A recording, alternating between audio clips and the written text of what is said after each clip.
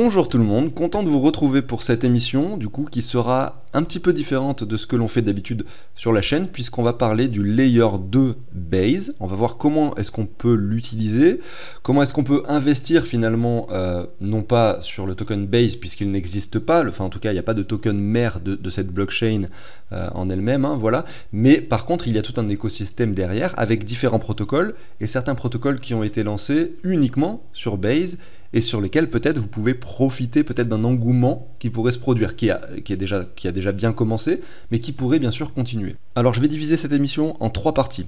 La première partie, ça se concerne la sécurité, donc quelles sont les mesures préventives à mettre en place pour être sûr de ne pas faire d'erreur dans la finance décentralisée, ou du moins limiter tous les risques potentiels. La deuxième partie, ça concernera du coup Base, on va parler de ce Layer 2, de quoi il s'agit, de sa TVL, de l'engouement qui pourrait y avoir effectivement dessus.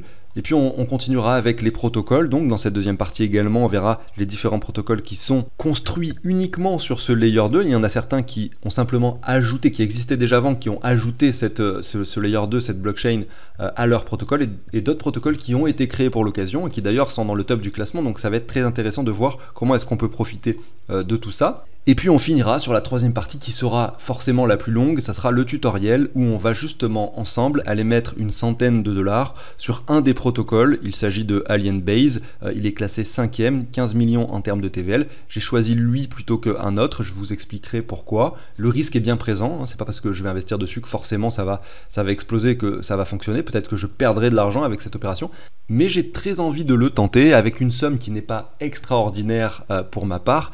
Et par conséquent, ça me permet également de diversifier mon portefeuille dans d'autres protocoles qui sont assez nouveaux et qui peuvent, pourquoi pas, performer à l'avenir. Je vais vous passer la très courte introduction. Pensez à vous abonner, à liker cette émission, hein. Donc le petit pouce bleu sous la vidéo si ça vous plaît. Moi je vous passe la très courte introduction. À tout de suite.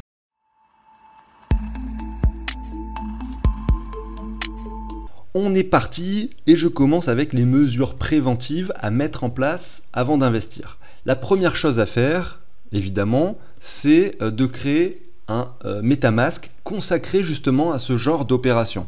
Vous avez peut-être déjà MetaMask, vous avez peut-être déjà une Ledger avec finalement de l'argent dessus, ou pas, hein. D'ailleurs, si vous êtes nouveau, vous êtes simplement là pour vous renseigner, essayer de comprendre comment est-ce que la finance décentralisée fonctionne ou la blockchain fonctionne, peut-être que vous n'avez pas tout ça. Mais ce que je veux dire, c'est que de toute façon, quoi qu'il arrive, il vous faut plusieurs adresses. 3 en réalité.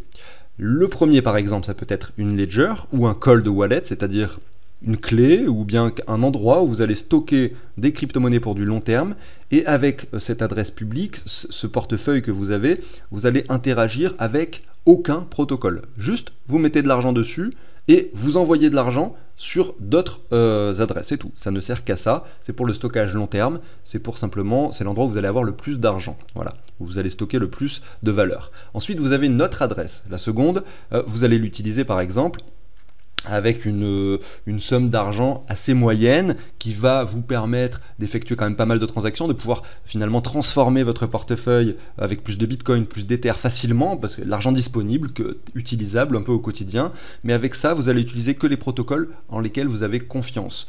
Des échanges avec Binance, des échanges avec, par exemple, sur Uniswap, sur les plateformes qui sont les plus connues. Vous allez sur, par exemple, CoinGecko, je suis dessus, vous allez dans plateforme d'échange décentralisée.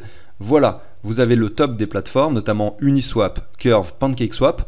Je pense que vous pouvez vous limiter à ça.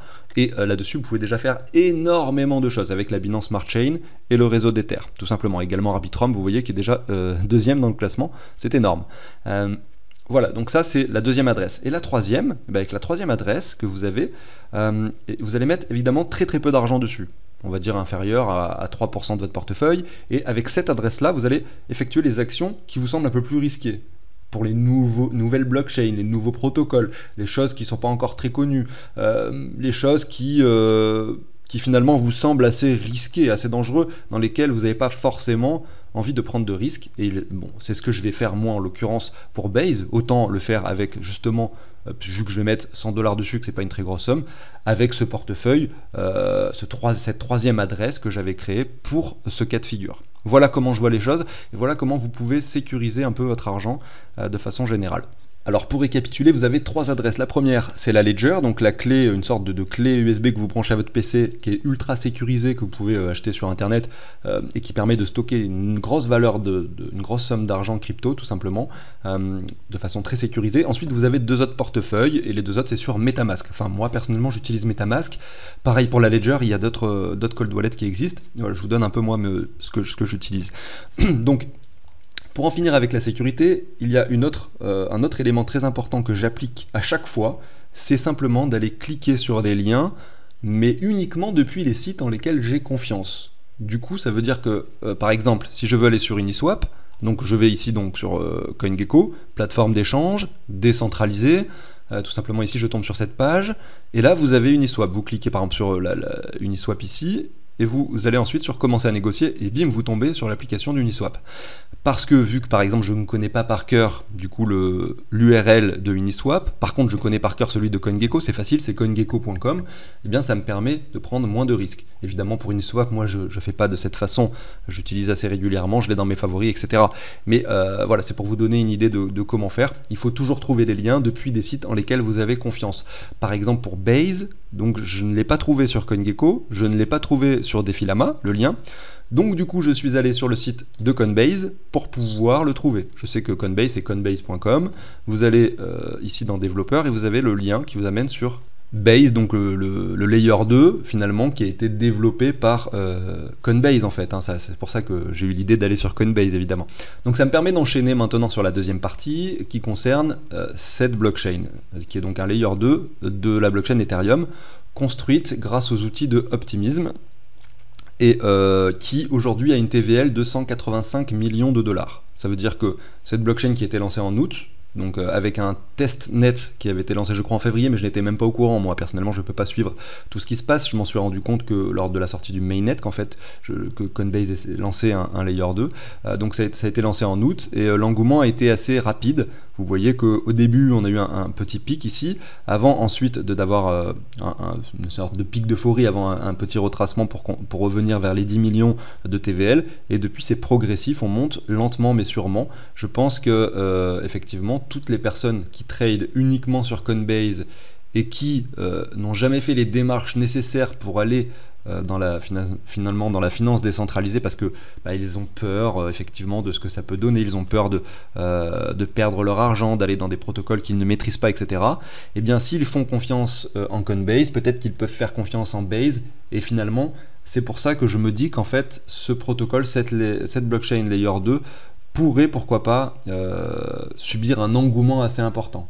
Parce qu'on a une très grosse quantité de personnes qui peut-être utilisent que Coinbase pour leurs investissements, pour stocker leurs cryptos, et qui par conséquent, vu qu'ils font confiance à Coinbase, feront confiance également à Base. C'est ça qu'il faut bien comprendre. C'est pas parce qu'une blockchain est très sécurisée, très scalable, c'est-à-dire beaucoup de transactions par seconde possibles sur cette blockchain, qui est très très bien construite, c'est pas pour autant qu'elle va avoir énormément d'utilisateurs. Ce qui fait qu'une blockchain a beaucoup d'utilisateurs et beaucoup finalement d'intérêt, c'est la confiance que les gens, enfin que les personnes, que la masse peuvent lui accorder. Donc du coup par conséquent ça passe par du marketing, ça passe par des plateformes qui sont plus connues, par des investisseurs effectivement assez riches, très connus, de confiance, qui vont par exemple investir dans un protocole. Voilà, c'est comme ça que ça marche, malheureusement entre guillemets. Mais voilà, c'est la vie. Donc c'est pour ça qu'on va s'intéresser à Base, qui n'est pas un layer 2 différent d'autres layer 2. Il n'a pas de valeur ajoutée, mais simplement, il a été propulsé par Coinbase et il est nouveau. Voilà. Donc, quels sont les protocoles qui sont disponibles sur Base? Alors, vous avez déjà différentes choses. Vous voyez que le numéro 1 et le numéro 2, ce sont des swaps. Swap, c'est des plateformes, a priori, vous pouvez échanger des tokens entre eux. Je vais prendre comme exemple le premier. Donc le premier, c'est ce qui représente le plus en termes de TVL. Donc ça prouve bien, et ça c'est quelque chose d'intéressant, ça prouve bien qu'il y a beaucoup de personnes, en tout cas, alors après il faut voir hein, la quantité de personnes, parce qu'il y a une somme d'argent qui est inscrite ici, c'est pas parce qu'il y a une grosse somme d'argent qu'il y a une grosse quantité de personnes, parce qu'il peut y avoir une personne qui met beaucoup d'argent, vous voyez, bref, peu importe. Mais en tout cas, le fait qu'il y ait une grosse TVL sur ce protocole, qui a été construit uniquement enfin en tout cas compatible avec la blockchain de Base, me laisse penser que potentiellement il y a beaucoup de personnes qui restent dans un contexte fermé. Ça veut dire que peut-être ils passent de Coinbase à par exemple à BaseSwap, swap, ils mettent de l'argent dessus, ils vont profiter finalement par exemple du farming ou du stacking, je sais pas, on va aller voir ce qu'ils proposent dessus, tout simplement, ou simplement de les mettre de l'argent dans les pools de liquidité pour pouvoir gagner de l'argent grâce aux frais de transaction ou autre. Enfin, ça me laisse penser qu'il y a des personnes qui sont finalement juste dans cette blockchain et qui n'ont pas forcément l'envie d'aller naviguer entre les différentes blockchains. Vous voyez, contrairement à Stargate, qui est la troisième plus grosse plateforme en termes de TVL sur Base, là on voit qu'il y a 10 chains, donc 10 blockchains associées à cette plateforme qui existe déjà depuis bien plus longtemps que Base et qui a simplement intégré cette blockchain en plus sur la plateforme qui est cross-chain, vous voyez, c'est inscrit là. Voilà, c'est juste une petite remarque comme ça. Si vous allez voir par exemple Arbitrum, donc on est à 1,7 milliard de TVL, donc c'est quelque chose de beaucoup plus important en termes d'engouement et d'adoption que Base, en tout cas pour l'instant. On voit également quand même pas mal de plateformes avec, regardez ici, deux chains, une chaîne, donc c'est un peu pareil. Maintenant, si vous allez sur Polygon, vous voyez que le top en finalement capitalisation, en TVL, je veux dire, pardon, c'est AAVE avec 9 chains, QuickSwap, qui en l'occurrence est également quelque chose d'assez spécifique pour Polygon, Uniswap par la suite. Vous voyez, et en termes de TVL, on est à 700 millions. Donc c'est intéressant d'observer tout ça. Et Optimism, voilà, c'est un peu la même chose. En fait, je croyais, c'est pour ça en vous disant ça, qu'il y avait d'autres Layer 2 qui, contrairement, étaient beaucoup plus cross-chain que ça. Et finalement, en termes de TVL, à chaque fois, on a quand même des choses assez spécifiques liées au Layer 2 en question. Regardez, Vélodrome, c'est complètement lié à Optimism, puisqu'on le voit directement, il y a écrit une chain ici, 200 millions de capitalisation. Donc vous voyez, rien que la TVL de Vélodrome, du coup, l'application la plus utilisée sur Optimism, finalement, est plus importante en TVL que tout l'écosystème Base réuni. Donc c'est pour dire que c'est encore assez faible et que ça peut encore augmenter. Et qu'en plus, regardez, c'est dans la liste déjà de Defilama. Voilà, on peut y croire. Maintenant, Chronos, on peut regarder en parallèle, Chronos qui existe depuis déjà quand même assez longtemps, est également plus important et je suis prêt à parier que Base le dépassera très prochainement, dans les semaines qui viennent en fait. Peut-être mois qui viennent, je ne sais pas. Mais voilà. On retourne à nos moutons. Donc Base, on va aller voir Base Swap, Swap Base. Alors rapidement, on va juste faire Base Swap. On va aller voir le site web. Donc vous pouvez depuis Defilama ouvrir le lien pour être sûr de tomber sur le bon truc. Là, vous allez tomber là-dessus. Il va peut-être vous proposer d'ouvrir MetaMask. On verra ça en parallèle tout à l'heure lorsqu'on fera le tutoriel. Vous pouvez naviguer un peu ici. Vous allez dans Farm pour voir un peu ce qu'il propose.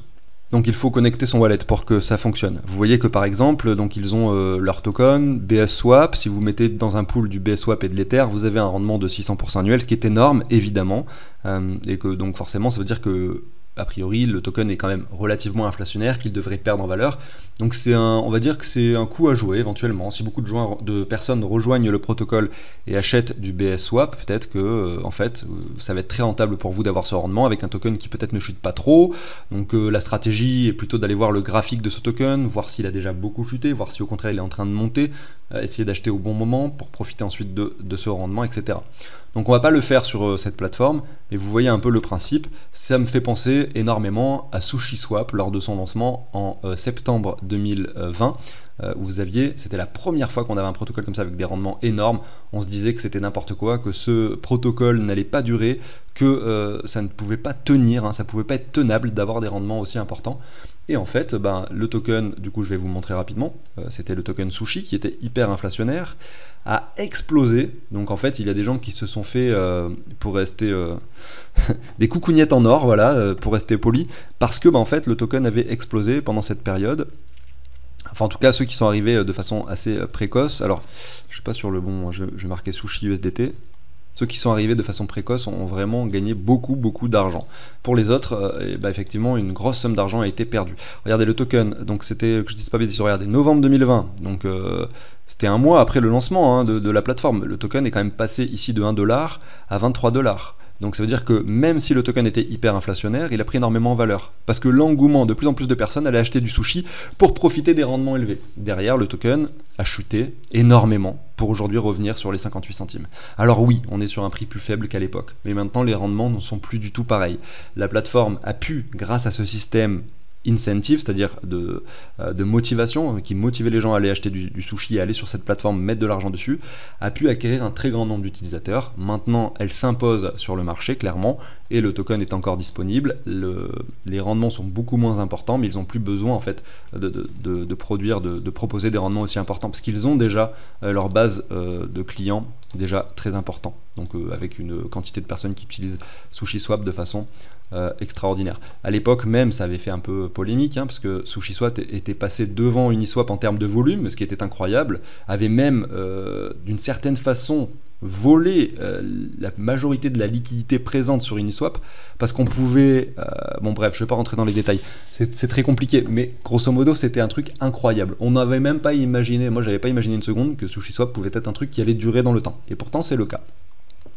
Donc là on a un système à peu près similaire, avec des rendements quand même moins importants que ce que l'on avait à l'époque sur SushiSwap, et c'est une plateforme d'échange en fait. Vous mettez de la liquidité sur des paires, sur des pools de liquidité, ce qui va permettre à d'autres personnes d'aller échanger des tokens entre eux, notamment ici vous avez en disponible donc sur Base, voilà, cette quantité de tokens là. Il n'y en a pas énormément, mais voilà, il y en aura forcément de plus en plus. Il y a de l'USDC, il y a de l'Ether enrobé.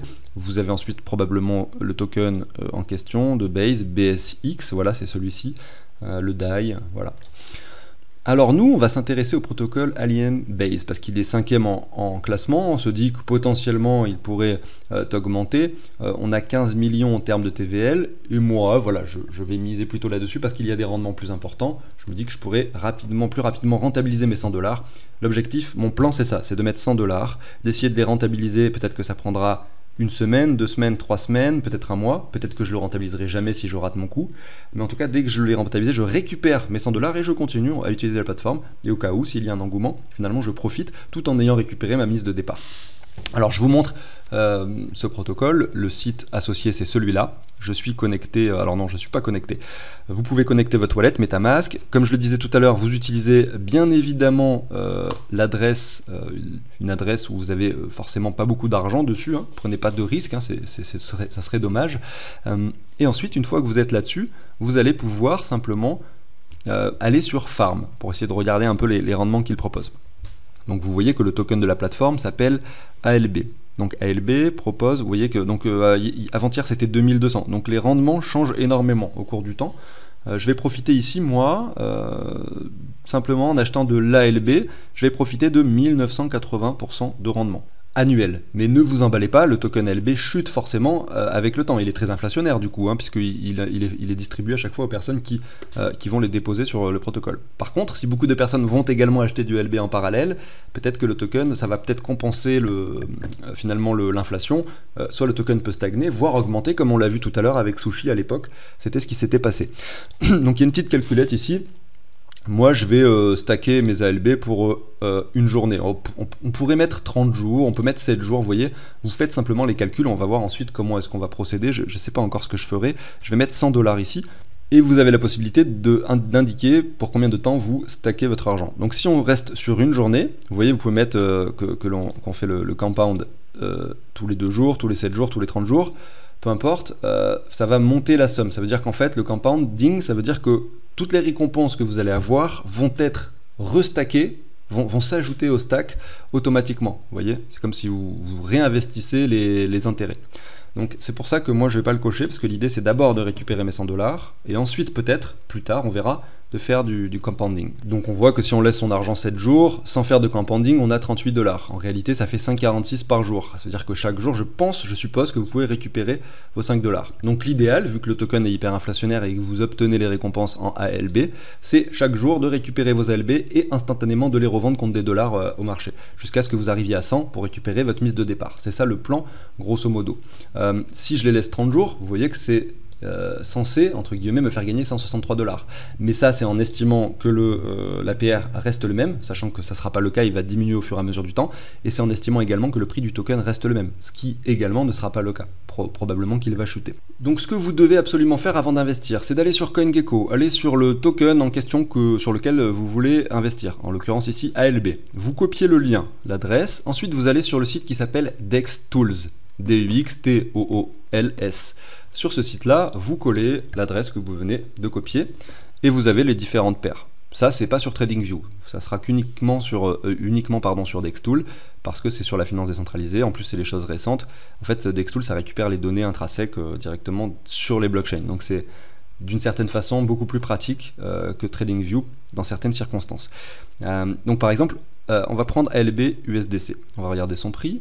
on voit, donc là on est en daily, on voit qu'il a beaucoup chuté, il est beaucoup monté au début, donc 15 centimes pour revenir sur les 3. Donc il y a déjà une chute assez conséquente, c'est possible qu'on vienne s'écraser et s'enfoncer plus bas. Malgré tout, le fait de voir ça m'incite à penser que c'est très intéressant en ce moment d'investir. On voit que l'engouement continue sur Base, mais on voit en parallèle que ce token a déjà beaucoup chuté, que si l'engouement continue, peut-être que là il y aura une pression acheteuse suffisante pour faire monter le token. Si le token monte en valeur, votre base de 100 $ investis va prendre en valeur. Ça peut facilement après valoir 200, 300, 400 $ en fait. Ce qui veut dire que du coup, les rendements que vous allez avoir vont être également plus élevés. Parce que si vous avez 400 $, eh ben, au lieu d'avoir 5 $ de rendement par jour, même si vous allez avoir les mêmes récompenses en ALB, vu que le ALB vaudrait, je spécule, 4 fois plus, ben finalement au lieu d'avoir 5 $, vous aurez 20 $. Donc à ce moment-là, vous rentabiliseriez vos 100 $ en quelques jours. Maintenant, le scénario inverse où le token finalement chute, vous avez un token qui passe du coup de 2 centimes et qui divise par 4 ou 5, et ben ça serait l'inverse. Au lieu d'avoir 5 $ de récompense par jour, vous allez avoir finalement plus que 1 $. Donc c'est vrai que là, à ce moment-là, ça va être très difficile de rentabiliser son investissement.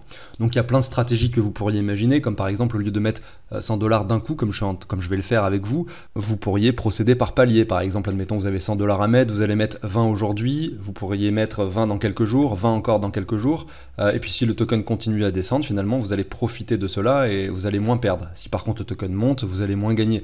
Donc voilà, après c'est à vous de voir un peu les stratégies que vous voulez adopter, et dans tous les cas, il faut mettre une petite somme sur ce protocole et pas aller se ruiner parce que le risque est énorme. Voilà, c'est ça qu'il faut bien sûr comprendre. Alors, comment est-ce que je procède? Je vais sur Base, le site, je vais sur le bridge qui va me permettre d'envoyer des crypto-monnaies depuis la blockchain d'Ether à la blockchain Base. Voilà, tout simplement. Donc, vous voyez ici, c'est inscrit from Ether to Base. J'indique donc au préalable, j'ai déposé des Ethers sur MetaMask. On voit que j'ai 0,08 Ether approximativement, donc je vais mettre max ici, ce qui va me permettre de déposer 130 $ directement sur Base, en Ether. Alors je vais peut-être marquer 7 ici, voilà, histoire de garder quand même des Ethers sur la blockchain d'Ether, ça permet de payer les frais de transaction. Et je vais faire Deposit Ether. Voilà, donc ensuite je vais confirmer ça sur MetaMask. Donc je fais ça en même temps avec vous, comme je vous dis, voilà. Donc ça va me coûter tout de même quasiment 5 $. Les frais qui sont inscrits ici sont beaucoup plus élevés que la réalité. Ça va peut-être me coûter 2 $ en réalité, voilà. Donc je confirme, tout simplement. Et donc là, ça va prendre quelques secondes. Et je sais pas combien de temps ça va prendre, peut-être plus. C'est inscrit ici quelques minutes, ouais, ça va prendre quelques minutes tout au plus. Alors, en fait, ça a mis, voilà, j'ai fait une petite coupure entre temps, ça a mis à peu près 3-4 minutes pour que effectivement l'argent soit visible. Vous allez voir transaction confirmée, mais en fait vous n'avez pas encore les Ethers sur Base. Il faut quand même attendre encore 2-3 minutes supplémentaires. Voilà, ça c'est pour information. Vous pouvez maintenant aller sur Alien Base, donc vous récupérez le lien depuis Defilama ou bien depuis CoinGecko. Moi je ne prends pas l'initiative de vous mettre des liens sous la vidéo, parce qu'en réalité ça c'est très dangereux. Quand vous allez regarder certains youtubeurs, etc., effectivement, vous ne pouvez pas forcément faire confiance à tous, et s'il y en a un qui est malveillant et qui vous met des mauvais liens, c'est dramatique. Donc il faut que vous puissiez le faire par vous-même. Donc en l'occurrence, sur Coinbase, vous allez voir le token ALB, et vous avez directement alienbase.xy, vous pouvez cliquer dessus. Vous allez arriver sur le site, alors je retourne dessus, voilà, je suis dessus, et là vous allez connecter votre wallet, moi c'est bon, c'est fait. On vérifie que sur Base, il y a bien les Ethers, effectivement, donc les 0,07 Ethers sont bien présents.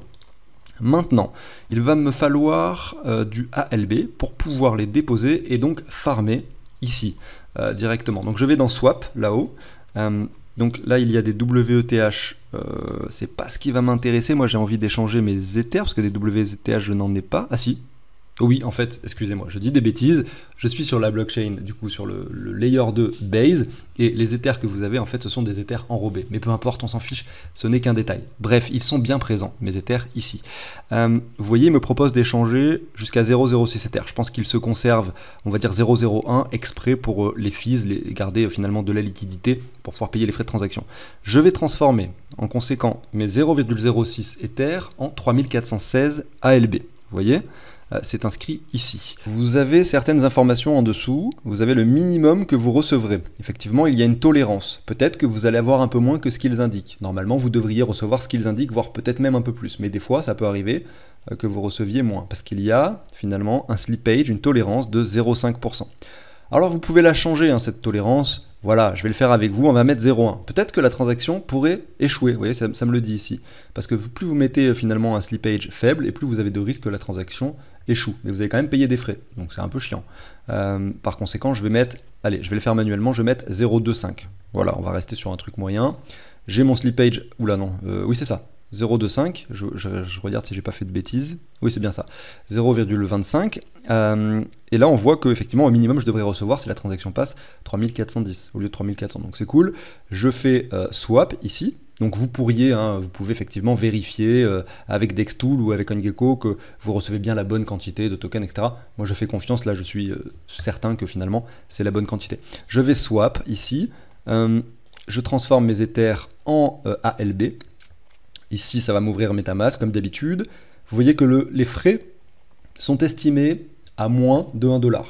Donc c'est quand même très intéressant. Vous voyez que c'est extrêmement faible. Vous êtes sur un layer 2, vous êtes sur une blockchain parallèle finalement à celle d'Ether.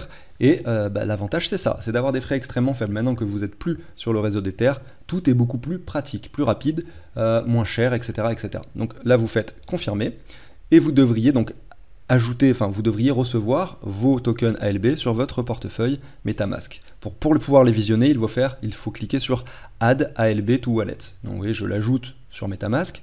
Il y a beaucoup de petits processus comme ça, je pense dans le temps, qui devraient disparaître, ça devrait s'ajouter automatiquement, etc. Tout ça, on est encore sur des blockchains qui sont assez récentes, sur un MetaMask qui n'est pas si vieux non plus, et qui se développe de jour en jour. Je vois que chaque mois, il y a des mises à jour sur MetaMask, et c'est de plus en plus sophistiqué, de plus en plus facile à utiliser. Ce bouton Add to Wallet, il n'y était pas avant. Il fallait aller sur CoinGecko, copier l'adresse du token, le coller sur MetaMask, c'était beaucoup plus complexe. Donc finalement, c'est de plus en plus facile avec le temps. Donc voilà, je l'ai ajouté au portefeuille, on voit que... Ah non, je ne l'ai pas ajouté encore, pardon. On voit que les ALB sont bien arrivés, j'en ai reçu 3413, vous voyez, au lieu de 3418. Voilà, j'en étais conscient, je savais que j'allais en recevoir possiblement un peu moins. Donc ça c'est fait, j'ai mes 2 tokens qui apparaissent, ça représente 100 $ pile poil. C'est ce qu'on voulait, donc c'est vraiment parfait. Vous retournez maintenant dans Farm, et là vous allez pouvoir ajouter du coup vos ALB dans le pool de liquidité qui se trouve à cet endroit-là. Vous allez voir que vous n'êtes pas le seul, il y a quand même 232 000 $ dans ce pool. Vous voyez que là où il y a le plus d'argent, c'est sur EtherUSDC. Évidemment, le risque est beaucoup moins important. Et regardez d'ailleurs les récompenses aussi. Vous prenez beaucoup moins de risques en faisant ça. Mais c'est vrai que du coup, voilà, vous avez aussi beaucoup moins de potentiel de gains imaginables. Donc vous cliquez sur ALB ici, vous faites... Alors, comme je dis, je découvre en même temps avec vous. Donc je connais pas tous les boutons par cœur. Donc là, il va falloir autoriser le smart contract à récupérer finalement des ALB de votre compte pour les mettre sur la plateforme. Donc ça, il faut que vous signiez une transaction pour cela. Vous cliquez sur Enable, il y a une page comme ça qui va s'ouvrir. Là, vous pouvez choisir le plafond. Vous pouvez dire j'autorise mais que jusqu'à 200 ALB. Mais à ce moment-là, vous n'allez pas pouvoir tous les déposer puisque là, en l'occurrence, il y en a de 3400. Donc vous pouvez mettre un très gros chiffre, comme ça, il n'y a pas de souci. Vous n'aurez pas besoin de refaire cette transaction, de cette signature plus tard. Bon voilà, moi je vais mettre, on va mettre 4000 tout simplement. Je fais suivant, donc plafond de dépenses personnalisé 4000, ça va me coûter quasiment rien, quelques centimes, on voit même pas en fait, ça coûte moins d'1 centime pour faire ce genre de choses. Donc on approuve, ça va prendre quelques secondes je pense avant de se valider. Voilà, c'est fait.